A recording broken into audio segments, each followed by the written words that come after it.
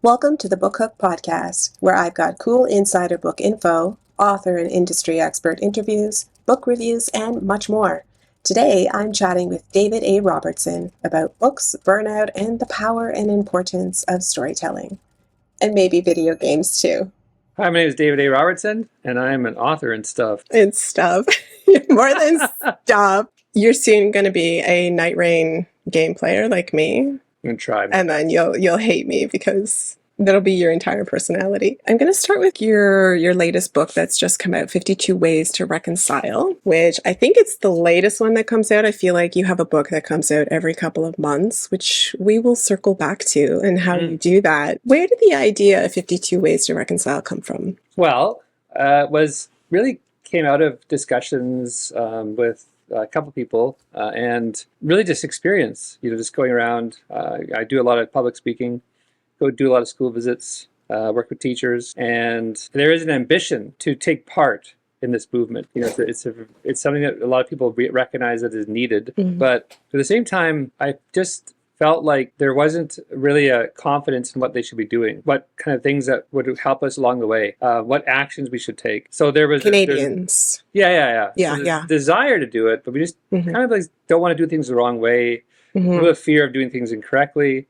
And also like maybe just the thought of like, what can I even do? And so out of all those things over the last several years, I just decided it would make sense and it would be helpful to just create some sort of a guide for people to follow, just as a starting off point. So that's where 52 Ways came from. It was just like this recognition. And I've always had this attitude that if you feel like you can do something, then I think that you have a responsibility to do it. And so I just felt like, well, this seems to make sense for me to do it because I thought of it. The 52 Ways, so you had more than 52 ways to reconcile. You had how many listed? Probably 80 to 90, maybe. Wow. Yeah. So there's a lot. I'm wondering too, though, as a non-Indigenous Canadian and, somebody who's working my own way through, ways to reconcile and learning, it is not appropriate for people to ask an Indigenous person what they should do, right? No. How to learn. What do you think of it on that? I think there's validity to that statement. I think that there is a bit of a reliance on the Indigenous community at large to lead the way. And I really think it was articulated well by Taika Waititi, when he was giving a talk at a conference, I'd imagine. And he said, paraphrasing him, but he said like, why are you asking us to do all the work, where it's tiring, and it's like you coming to my house and burning it down and then giving me the materials and saying, you build it though, you rebuild it. And so it just doesn't make sense, because my dad used to say as well, like, we didn't cause any of this. So why are we the ones who are looked to help get out of it?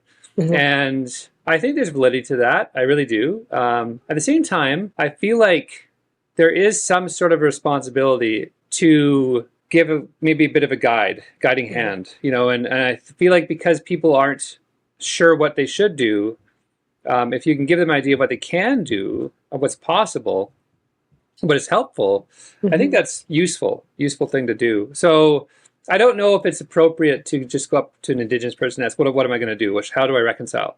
But I do think that a lot of us have taken on that role to be a support and to be a guide. And I think those resources are there. And this book is now one of those resources. And I'm happy to take on that role. I'm not going to lie and say it's not, a bit tiring at times, but I think it's worth it to get to where we want to get to. And we get there collectively, not just one group or the other. You said, I think it was one of the launches that you had, and it was at, I think, the North York Library. And you'd said in the conversation that you cannot heal what is currently broken, something like that. Can you remember what you'd said and what that means? I think what I was saying was you can't heal brokenness with brokenness. That's, that. So I was at a school in Norway House Cree Nation, which is my home community, Jack River School. And it was just after the acquittal of the man who had been accused of murdering Tina Fontaine. Yeah. And very soon after, I believe, now I might have the timeline wrong, but the man who shot Colton Bushy in the head after he was acquitted of killing Colton Bushy. And the community was reeling. We were all really hurting. And I remember I had to go to the school and talk to all these kids all day, and I was feeling really displaced. Even though I was home, I was feeling really lost. I was feeling really discouraged, really upset, like a lot of us were. And I just didn't know what to say to the kids. I didn't know what to talk to kids about. And Sheree Demeline is one of my dear friends. Said, just tell them that you love them. Just tell them that they're loved. That's all you can do. So I did that, and then at lunch, the principal and the principal has since passed away, but the principal and I were having lunch, and she just remarked on what we all were talking about, and she said to me, our kids here are broken, from this passed down trauma, and we have teachers who are broken. And you just can't heal brokenness with brokenness. We have to have our own reconciliation. That really struck with me. It really stuck with me, the fact that, there's different streams of reconciliation, and I feel like within our own communities, within our own people, Indigenous peoples at large, there's many different cultures, of course, within that umbrella, but we have to do our own healing, and we need the time and space to do our own healing, because you can't heal this larger relationship if one group is still broken. And so we need to be whole, and so we need to figure out how to do that. And that's one of the reasons why I was talking about, not asking us to do the work is because we have our own work, and so, but yeah, I think that's what I was talking about, was just like, we have to have the space to heal. We have to have the space to address our own brokenness, to be able to, take part in this larger journey of healing. With Indigenous and non-Indigenous Canadians. Do you feel, as a writer, a Canadian writer, also an Indigenous writer, that part of that is also your responsibility within storytelling in your own communities? Yeah, well, I think that storytelling is the answer to everything. So I think that storytelling, especially storytellers, have inherently, I think, taken on a responsibility to share truth through story. Now, the outcomes of that can be through, just through a family's healing, through a community's healing, and in mirroring, trauma and the journeys that other people have been on in the Indigenous experience, but also in providing a window into the experiences of other people for the Indigenous experience in Canada, and for what non-Indigenous people can glean from reading and learning about Indigenous people and our experiences through story. And that can be through, writing. It can be through music. It can be through dance. It can be through art. It can be through all these different ways that we share stories. They're all truth, and they're all ways that we can share, legends, values, beliefs, traditions, ceremony, experiences. And I think that's the vital part of what we're trying to do here in our healing journey, is to share our truths. Truth is the foundation, is the bedrock of reconciliation, and the most powerful way in which we can convey that is through story. And you have twice now written your own truth in two separate memoirs. They're definitely a lot of overlap. There's interconnectedness. Your most recent one, All the Little Monsters, there's a lot of truth here that I think a lot of people, not just Canadians, not just authors, writers, and not just Indigenous people, will relate to in All the Little Monsters. What are the title? I love, because I love monsters in the title, as you know. What are all the little monsters? Well, like for me, it's interesting though, KJ, like, because I read your book, and you referred to monsters as well. Sheree Demeline also does an anthology of monsters. So does Bill Hader. He refers to his anxiety and depression as monsters, and I just think it's a way to name our mental health struggles, so I learned that through therapy. I had a therapist when I was younger, still old, but younger, who talked about this entity that we carry around. For me, it's like depression, anxiety, and she said that this is the one that will grow if you listen to it. It'll become this monster that it will crush you. Yeah. And if you don't listen to it, even though you hear it, it becomes smaller, and it becomes something you can carry with you. And you I don't think you could ever get rid of it personally, but I feel like it's something that you can walk with, and it becomes a part. It is a part of who you are, but Hmm. it doesn't drive who you are. It doesn't drive your decisions. And I think that so referring to it as a monster, I think first of all it makes it this palpable thing. Hmm. Um, but it also makes it something that you have a control over, and your decisions that you make give you that control. And so to me, it's a focal point. It helps me to focus in on what I need to do and what I can't do, what I should do. Right. And so I refer to my anxiety, my mental health struggles as these little monsters that are always kind of like just really messing with me and Yeah. telling me things and weighing on my shoulders. And so that's how I think of my mental health. And in this world of, still, I feel like toxic masculinity is on the rise again. I mean, it never really goes away, but I feel like there's definitely larger pockets of it now. As a man writing about, you've written some pretty vulnerable things in All the Little Monsters. Some of them I was a bit, yeah, maybe surprised that you were writing that and putting that out into the world. What did that feel like going there and sort of like laying bare this, vulnerable side of you riddled with anxiety? Well, I think at first, early on in my career, because I've been living with this for my entire career, it was probably something I hid at first because I didn't maybe want to admit what I was going through to other people. I didn't want to seem weak. I didn't want to seem vulnerable. I didn't want to seem like I couldn't stand for more than a few minutes. I didn't want to come across as that way to people. And I do know that there is a reticence for men to expose their weaknesses, to expose that Mm-hmm. vulnerability. And I probably was a part of that early on. I bought into that. But as I've gone through my career and talked more and more about my own struggles and seen the healing that has come from it, not only for myself, but through other people, and hearing my story and seeing Mm-hmm. that reflection in their story and how cathartic that is for everybody, I began to see that it actually wasn't something that was a weakness at all, first of all.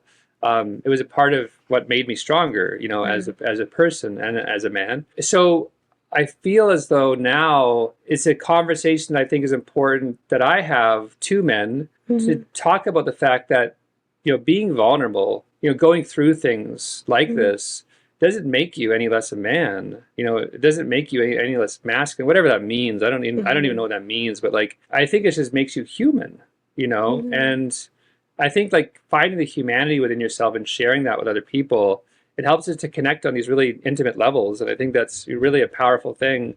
And I don't know if being a man is being closed off and trying to appear strong when we feel like we need Mm-hmm. help. And I want to say, and I don't know this for sure, but I think it's true, the majority of people who die by suicide are men. Yeah. And so that's because I think part of it is because we don't share when we need help. We don't ask for help when we need it because we don't feel like a man should ask for help. Yeah.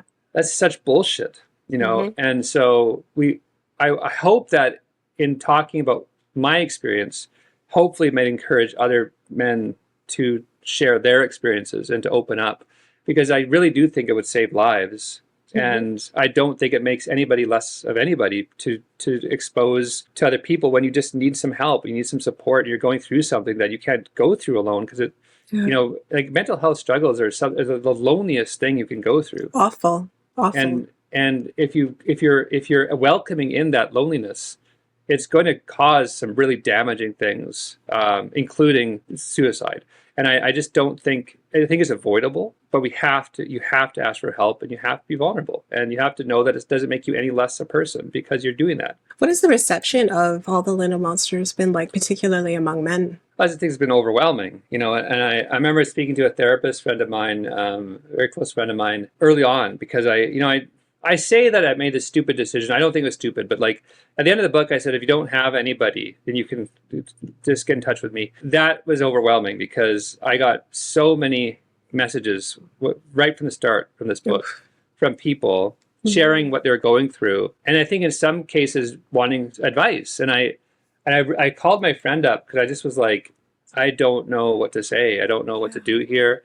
I remember I spent like an hour with her on the phone. I just was like crying. So I just was like, I don't know.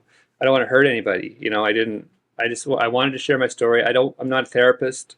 Yeah. I don't know what to do. And so it's really helped me out figuring out what I should and shouldn't be saying, what I Mhm. could and couldn't do, and to avoid this fear of, saying the wrong thing and causing harm. And Yeah. so, for the most part, I think people just want to be heard. They just want to share and be heard. And so, what I do now is I receive emails and I always respond. I just say like, thanks for sharing that with me. It really means a lot, and it must have been hard. And if I feel like there's something else that I need to do, I just say there's help out there. You need it, Mhm. and so I think that's been helpful. I'm glad the book's connected with people. I've gotten probably well over probably 100 emails from people since the Wow. book came out, just sharing, and most of them are just sharing their lives. Sharing the That's things they're going through, amazing.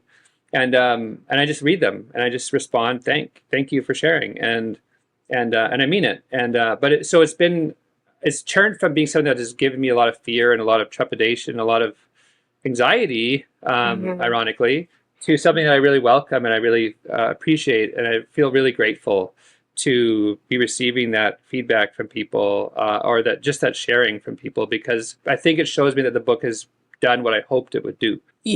As me as a writer, I internalize a lot of people's emotions, feelings. I take it on, and I want to fix it all. But also there's this observation that I don't know, I feel like a lot of writers inherently have this sort of observing nature. Did you, or do you still at all internalize their feelings, their emotions, the problems they're going through? Sure, I do. Yeah, Yeah. it's hard. I think it's impossible not to. Yeah. You have somebody sharing these very intimate details about their lives and about their struggles and the things that they've been through, and I don't know how you can't. At least I haven't figured out how to do that. I haven't figured out how to internalize it, because part of what makes us human and what makes us connect and what makes us, I think, what makes us these really beautiful beings is the ability to feel, you Hmm. know, what another person's feeling, and to empathize with Hmm. what another person's feeling. I think that's a really beautiful thing. So I don't know how to avoid that. I don't think. I think you just have to make sure that you're taking care of yourself. And I think that's what I find probably I'm not as good at. I try to find ways now that I am able to address my own mental health when Yeah. I'm internalizing or empathizing with a lot of these messages, because I can't just read it and then Yeah. move on. So I've started to walk a lot more lately, and Which was listening a to challenge for you before. huge challenge, and still Yeah. is. But I think that's the decision, though. Hmm. You can not walk because you don't think you can, or you can because you can not listen to the things that are telling you can't. So I've been trying to walk a lot more. I've been listening to music and Hmm. just doing little things that bring you some little bits of joy, or little bits of. I think exercise is actually very helpful, which I would hate to say, but I know it is. But so I think, like, or just talking with people that to break things down with people and just share, your own, just to decompress, I think is Hmm. really important. Or just like, writing stuff down, and then I think as a writer, a little journal I can keep, and I just write the stuff down that I need to work through. But all that is helpful. But yeah, Yeah. I don't know how to compartmentalize enough where I can be like, okay, I read that email and I responded. Now I can just leave it. Yeah. I save them all, and I reread a lot of them, and I just, you just care about people. I think Yeah. that's, you just care about people. So I want to go to Blackwater, the last part of it, the epilogue of Blackwater. And you wrote that after your dad's passing. What was it like writing that? this is really hard. We had the book done. We were going through the editing phase of it, drafting Mhm. through. And when my dad passed away, I took some time off just to figure out what it meant for the book. Mhm. And I just didn't know how to address it, or if I should. And then I working with Jen Lambert at HarperCollins, and she was great and helped me through that time quite a bit. I think we decided in the end, just like, the book isn't about his death. So Mhm. we didn't change anything, except for the epilogue. I pulled the epilogue into the last chapter, and I just wrote the new epilogue. I feel like it was a little bit like a eulogy, in a Mhm. way. I just wanted to honor my father. I wanted to kind of like talk about legacy a little bit. I just wanted to say goodbye, and I think that it was, so in a way it was cathartic, I suppose. It was also really hard. I wrote that in grief, Mhm. but I think it was also necessary. So, and I feel like it was appropriate to do that at the end and not to really change the book. I think it just added context maybe for what the book became. I think the book did become a bit more than I intended it to be because of what happened to my father. But I think that book is a good legacy book now in a lot of ways for my dad, and hopefully it's a way that if he read it, he would be, he would feel like it was a good way to honor him. But he never read it, so I'm sorry. oh, it's okay. So recently you started an imprint with Tundra called Swiftwater Books. Tell me about Swiftwater Books. That came out of conversations I had with Sri Demaline. Sri Demaline's, I think I probably already mentioned this. Sri Demaline is one of the dearest people to me. And we met 2017 when we both won the Governor General's Award that year. And she's been a very dear person for me ever since then. And we were very close. We talk a lot about a lot of things, but one thing we talk a lot about is legacy. And we talk a lot about like how the people who came before us opened doors for us. We honor the trailblazers, the people like Lee Miracle and Maria Campbell and Thomas King and Richard Wagamies, and all these amazing writers, Beatrice Culleton and Mazanier, all these amazing people who did the work so that we could do the work, and did the work at a time where Indigenous lit really wasn't being embraced the way it is today at all, and so, but they allowed us to do what we do. And we wanted to make sure that we were doing the same thing, that we were opening doors. And we recognized that we had a pretty good platform. Sri and I have been lucky enough to do very well over the last few years. And what do you do with that? And one of the things that my dad always used to tell me was that you have to do good with the platform you have. You have to help people however you can help.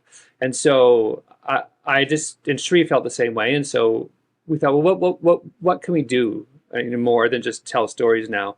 And what if we can lift other people up to tell their stories? And so we came up with this idea to start an imprint. There's really never been, that I'm aware of, an Indigenous-run imprint for a major publishing house in Canadian history. And so we wanted to do that. And so we approached Penguin Random House because they published both of us, and we knew the people there. So it was not really a question of whether we should do it. It was when it was going to happen. Sri, had to back out because of her own commitment. So she's always there with me. Like I talk to her whenever I can about it. But so I took it on as the editorial director. And so Swiftwater Books is an imprint that is, for me, it's entirely kids focused, which is very important. A lot of my work has been youth focused, and so the requirements are very simple. It's that it has to be for children. Anywhere from pre-K to all the way to grade 12, so YA, middle grade, picture books, like whatever, graphic novels, and it has to be Indigenous content. So, and again, that's a very wide swath of anything, that's, we can get into the conversation of what does Indigenous content mean, but that's like a whole other hour, probably, of conversation, but I'll bring you back. but it has to be also educational. So you have to have stuff in there that we can use in the classroom to educate kids, and that's very important for me. And so, other than that, you have to be Indigenous, and not only written but also illustrated. Indigenous creators, and so that's the requirements. And there's no agents required, although we do get agented submissions too. And I wanted to break down a lot of the barriers of publishing for new and emerging authors who are Indigenous who don't really know how to break into the industry. It's hard to break into the publishing industry. So I wanted to make that as accessible as possible. And so we're doing a lot of things to try and make this imprint work. Not only try to make it work, but hopefully to change the industry. And hopefully we're able to do that. But so that Swiftwater Books is really a book, is an imprint that is focused on all of those things. We wanted to develop mentorship to get more Indigenous editors in the industry. So we try to make sure that the creation process involves as many Indigenous people as possible. But I'm very proud of it, and being someone who's able to kind of run that imprint is something I'm very proud of. It added another dimension to my work as an artist, but I'm really happy to be doing it. And it's named after my father. He used to call the river the Swift Water, and I just thought that was such a beautiful name. So that's where the name comes from. It's a way to honor my father's legacy, but also to continue his legacy. As someone, a lot of the focus of my work is based off the teachings of my father, including Swiftwater. So why youth focused only? Well, youth are the agents of change. They're the ones who are going to be doing the heavy lifting. Unfortunately, we've given them that burden, but we have to prepare them. And the best way to prepare youth to create change is to give them knowledge. Knowledge comes through story. And so I mentioned earlier that story is the answer to everything. I think it's the answer to this too. And if you give kid a book and you watch what they do with it, it's a pretty a magical thing. I've seen it happen firsthand to see what kids do today. Like I meet thousands and thousands of kids every year, and I get to see the work that they do, what they know, and what they do with that knowledge is really inspiring. A lot of people ask me, like, what kind of like hope do you feel for the future? And there's a lot of like, I think, reasonable concern for the future right now. But it's a choice. You can feel pessimistic about where we're headed, or you can feel optimistic for where we're headed. I choose optimism, because I get to meet the people who are in charge of the future all the time. And so I wanted to focus this imprint on them because they are the ones who deserve the stories more than anybody else. And that's really what's focused a lot of my work. And as a writer, but now as an editorial director, it is a way for me to focus my entire heart in this way to the kids, because I think that they will do great things with the stories that they have been given, and they'll make better decisions than we have made for this community. And how has running this imprint and being an editor changed your own writing and your approach to your storytelling? What I think has changed for me is that I've seen myself maybe now more as a mentor, as someone who is maybe, I don't want to call myself a leader, but I think like someone who can make an impact in other ways than just writing now. Because of the position I'm in and because of the success I've been lucky enough to have, I think it gives me an accountability to that success by doing what I can to put more stories out there into the world that aren't mine.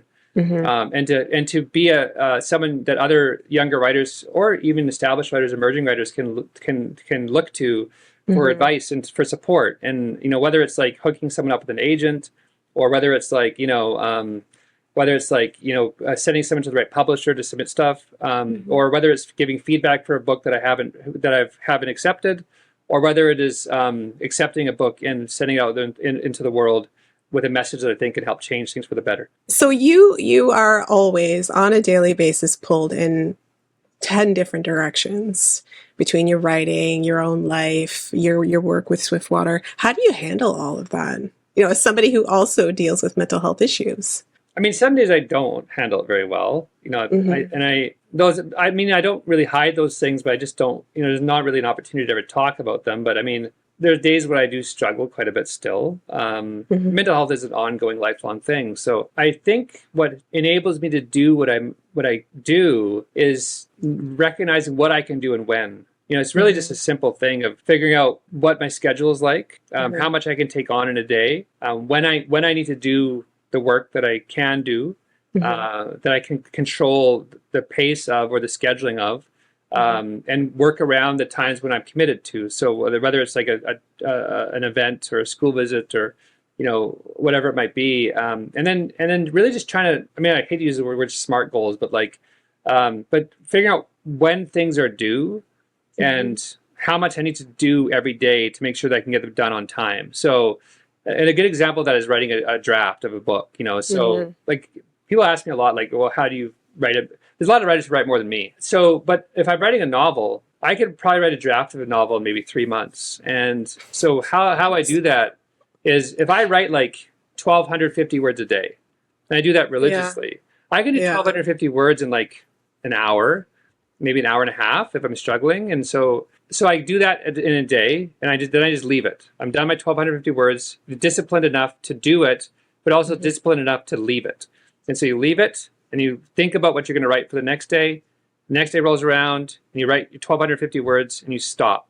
And you do that for the week, and then the next week, and then if you do it like for 5 days a week, business days, then you do that. You get like 25-ish thousand words done in a month. In 3 months you have 75,000 words. So that's how I'm able to work at a draft. And I do drafts that are longer than that sometimes, but I mean, sometimes I'll write in a day like 1,500 words, maybe if I'm on a roll, but I'll always stop around that time. So that's how I get that work done. Editing, same thing. You know, if this needs to be done by July 17th, and it's Yeah. like June 15th, I know that I have a month. I have like 25 chapters to get through.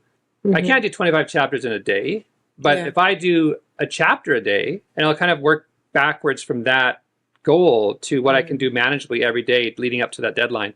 So it's really just like scheduling my time smartly and working backwards from deadlines and just like fitting in all this stuff around the events that I've committed to. And I'm very busy. I'm traveling a lot, but I do a lot of work in hotel rooms. I do a lot of work in airport lounges and on airplanes, and between presentations at schools, whatever. But like, there's some days where I know I've taken on too much, and I definitely feel like, especially near the end of the school year, I get a little burnt out, and I know I need to maybe take maybe a week or so. I'm still working, but maybe not as much. It's not a And taking time off. We're going to no, talk later about that. yeah, but so that's how I'm able to. I guess that's how I'm able to do all these things.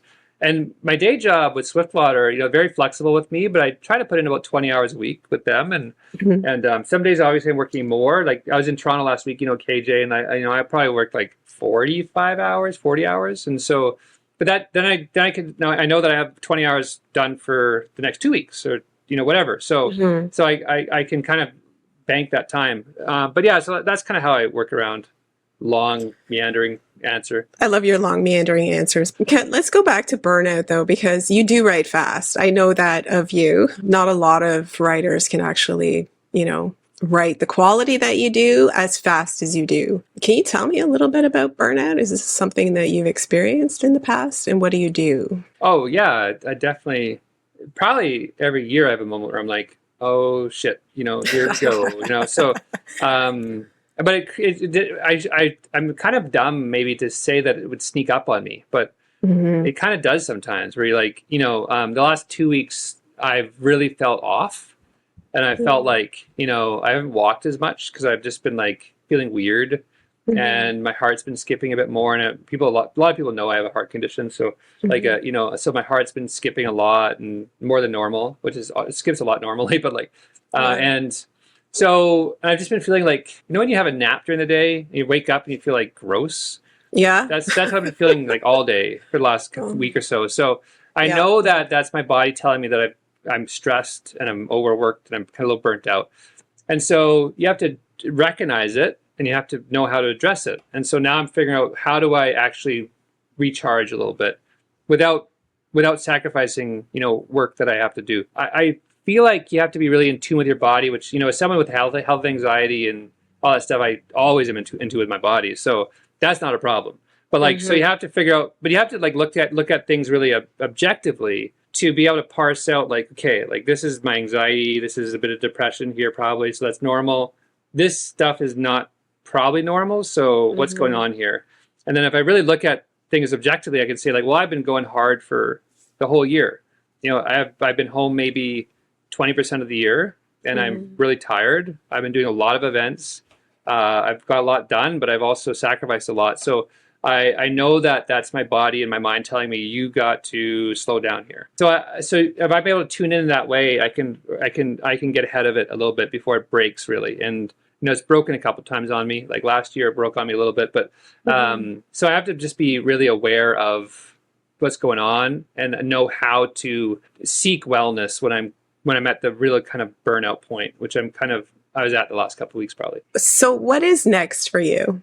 I have the first two books of Swiftwater is coming out in the spring next year. Hmm. Very excited about it. So we have a book by Richard Wagamese. I was very honored to be the person the estate approached to not only publish the book but also to adapt his work into the book.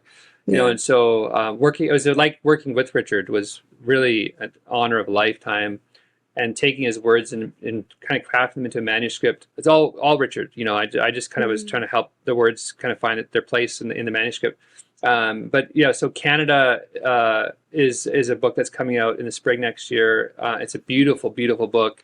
It's illustrated by Mangashig Powis-Steckley, who's an incredibly talented Indigenous artist, and very proud of that book. And then we're working with Kim Spencer on her third book. It's called Here for a Good Time. Incredible book. And that one's coming out in the spring as well next year. So those are books we're really working hard at right now to finish them up and get them ready. Canada's going to print pretty soon, so we're pretty much in the can. And Here for a Good Time is very close. So we're very excited about that. We have a great list of authors, great list of illustrators, great list of books coming out over the next 44 years. We have, Wow. I think, about 30 books signed, maybe. So very excited about that. A lot of work ahead of us, but That's a I'm lot. really excited. But I just have some books of my own coming out. Like I have a book I'm very proud of coming out later this month in July. I think it's July 29th or so, something like that. And called Little Shoes, and that is a picture book, my fourth picture book, and that's about the unmarked graves. And so it's about this kid who's Indigenous, who goes on a march with his cookum, and they come across this memorial with all these little shoes, and he's trying to understand, how these shoes are there, and the kids aren't. So trying to recognizing that kids did not come home from that experience. A lot of kids did not. And then trying to figure out what that means and being guided with people like parents and grandparents who can kind of help him through that scary realization. And so not coming home from the residential schools. Yeah. Yes. Okay. Yeah. So the ones about kids who survived and kids who did not survive. And so it's called Little Shoes. I'm very proud of that. Worked on that with Maya McKibben, who they are one of the most talented illustrators I've ever worked with.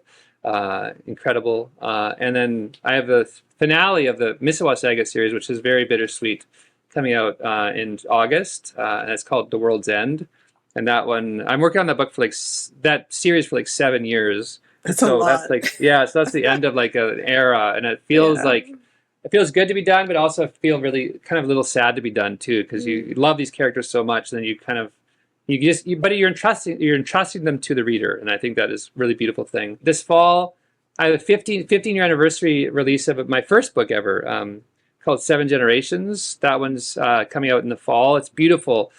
Scott, my collaborator on that one, he got to recolor everything, re-letter everything. I got to work on the manuscript a little bit and fix some words up and take some stuff out and fix up the script.